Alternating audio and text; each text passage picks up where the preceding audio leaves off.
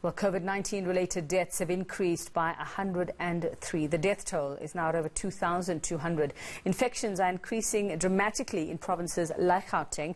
Let's discuss this with Professor Adrian Purin from the National Institute for Communicable Diseases. Prof, a very good morning to you.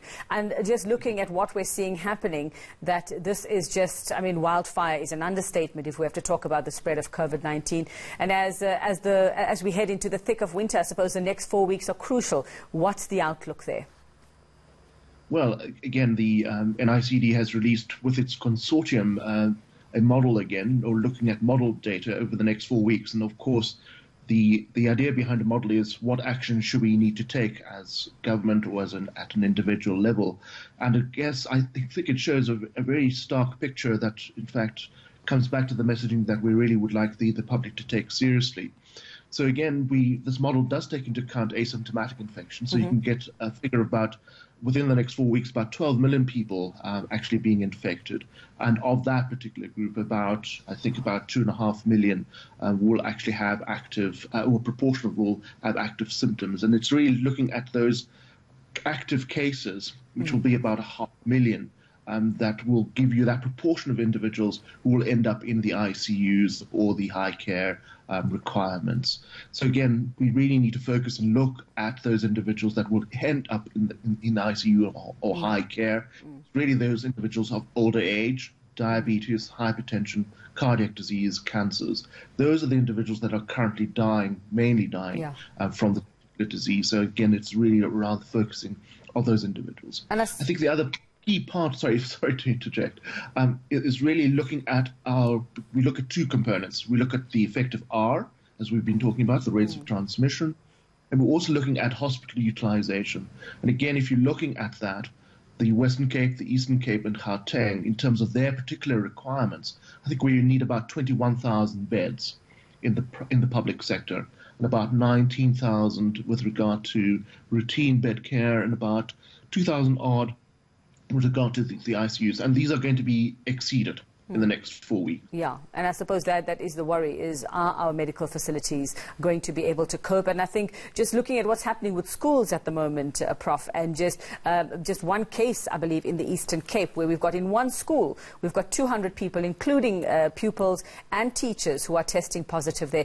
Do we need to start looking at some of the decisions that we've made around, back to school, around easing restrictions under lockdown level 3? What are the things we actually need to maybe take a serious look at the moment and maybe change? Yep, so I think schools, again, I think we had the risk mitigation strategies around that. And it's really, did we go to school despite the fact that we knew that we were not ready? So I think it's really looking at specific scenarios, for example. I don't think it's a matter of a blanket closing of, but I think it's a matter of looking at what are the risks. Did we manage to mitigate those particular risks? If we haven't, then I think we need to really stop. And I think, again, it comes back to the different scenarios. Again, we're looking at those high-risk groups, for example. Where are those individuals? How do we protect or shield those particular individuals? Or do we have the facilities to actually shield those particular individuals? I think we really need to look at the different scenarios and manage it appropriately. I don't think it's a blanket, level 5 type approach. I think it's a matter of saying what level do we need to go back to, perhaps, or how to manage within those particular scenarios.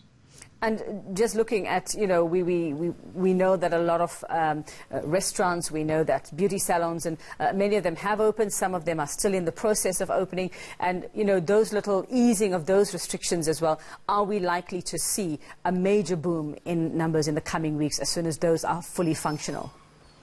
Absolutely, because I think we simply are increasing our risks as we step down. It is a matter of how we implement at those particular settings with regard to the restaurants or the other settings of nail care or hair care, whatever it is. Because the closer you are in contact, the longer you're in contact, the absence of PPE and the absence of physical distancing, that is where we're going to see rates of increase of infections. And just looking at that rate...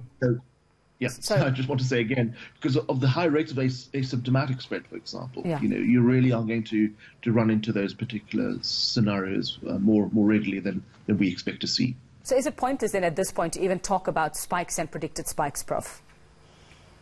I think there are particular settings. So I think, as I said, workplace settings, malls, shops. Those are the areas where if you have high congregations of people, I think that's where you need to say, well, that's where we need to focus on in terms of trying to ensure that the physical distancing, the hand hygiene, surface cleaning, all those particular aspects need to be in place, as well as the home as well. And I know that we've discussed this often enough, is that they may well be difficult to manage that. But I think in other settings where we have the opportunities to ensure that we can put in place the physical distancing, the hand hygiene, the wearing of masks, I think there we really need to emphasize and focus on those particular areas.